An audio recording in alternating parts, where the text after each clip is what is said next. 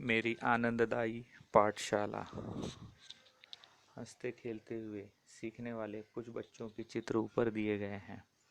इनमें से कौन सा चित्र तुम्हें सबसे अधिक पसंद है, आपको बताना है। वही चित्र सबसे अधिक पसंद क्यों आया, यह भी सोचिए। हम पाठशाला में सीखने पढ़ने के लिए आते हैं।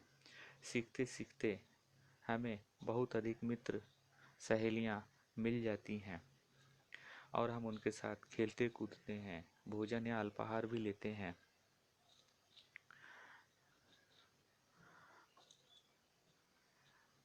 पाठशाला के स्नेह सम्मेलन वाले कार्यक्रम में सहभागी होना सभी को अच्छा लगता है।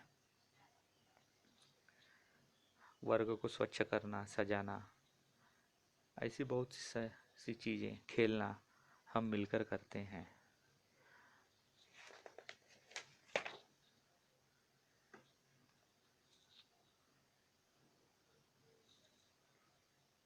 देखो, हमें एक पत्र आया है।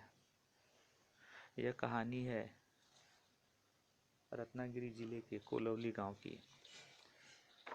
इस पत्र में, इस कहानी में लिखा गया है कि बच्चों को डाकघर का काम समझाने के लिए शिक्षक उन्हें अपने साथ। तो यह कहानी है रत्नागिरी जिले के कोलवली गांव की। बच्चों को डाकघर का काम समझाने के लिए शिक्षक उनको डाकघर यानी पोस्ट ऑफिस ले गए। वहां उन्होंने डाकघर के सभी प्रकार के कामों से बच्चों को परिचित करवाया। साथ ही साथ उनको जीवन का, दैनिक जीवन का वास्तविक अनुभव कराने के लिए मनोरंजक कार्य भी दिए। सभी बच्चे एक एक पत्र भेज रहे थे या भेजा। इन पत्रों से उन विद्यार्थियों की शैक्षणिक प्रगति, खेल में प्रगति, स्वभाव, पसंद, यह सब पता चला। ठीक है। ऐसा कहते हुए सब बच्चों को पत्र दिखाने लगे। उनमें से कुछ बच्चों ने पत्रों के उत्तर भी अपने शिक्षक को दिए। दीपावली के अवसर पर सभी विद्यार्थियों ने एकत्र होकर शिक्षक को शुभकामना का पत्र भी भेजा।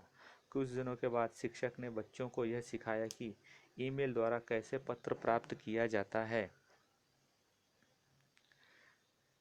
वर्ग के लड़के लड़कियों की 3 पैर वाली स्पर्धा करवाई गई या करनी है। हम लोग खेलेंगे। इसमें क्या करना है, आपस में मिलकर खेलना है। तो जब हम स्कूल में होंगे तो ऐसा खेल सकते हैं। स्कूल के मैदान में एक दूसरे की सहायता करना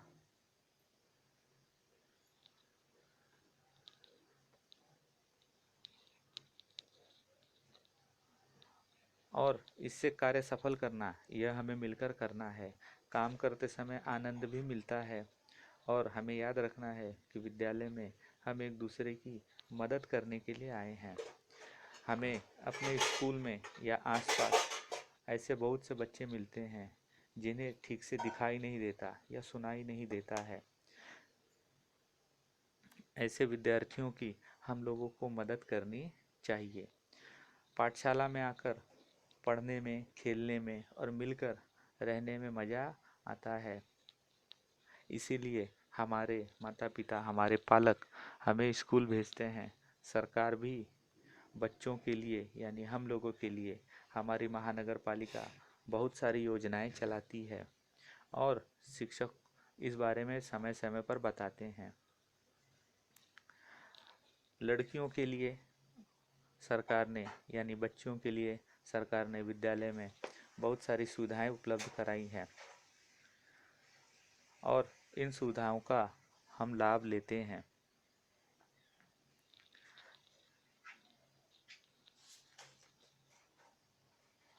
पाठशाला में शिक्षा ग्रहण करने के लिए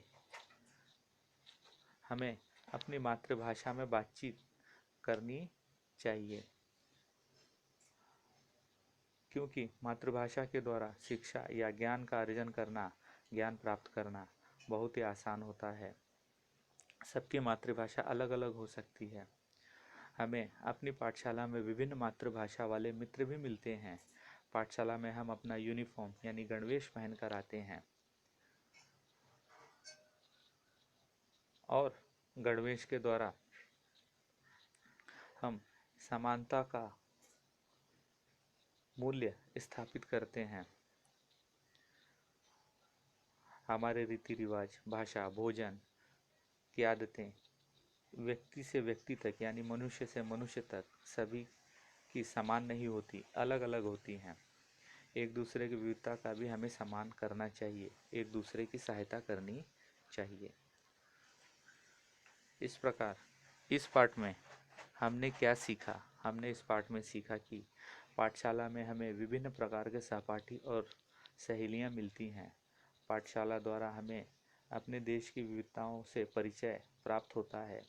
पाठशाला में सीखने पढ़ने का आनंद प्रत्येक लड़की लड़के को यानी प्रत्येक बच्चे बच्ची को, प्रत्येक बच्चे को मिलना चाहिए। प्रत्येक बच्चे को यानी लड़के और लड़के को, विशेष व्यक्ति सभी को शिक्षा ग्रहण करने का पूरा अधिकार है। एक दूसरे की सहायता करने और दूसरे की सहायता लेते हुए हमें सीखने सिखाने का आनंद प्राप्त होता है और हम एक दूसरे की मदद के द्वारा अच्छे मित्र बनते हैं।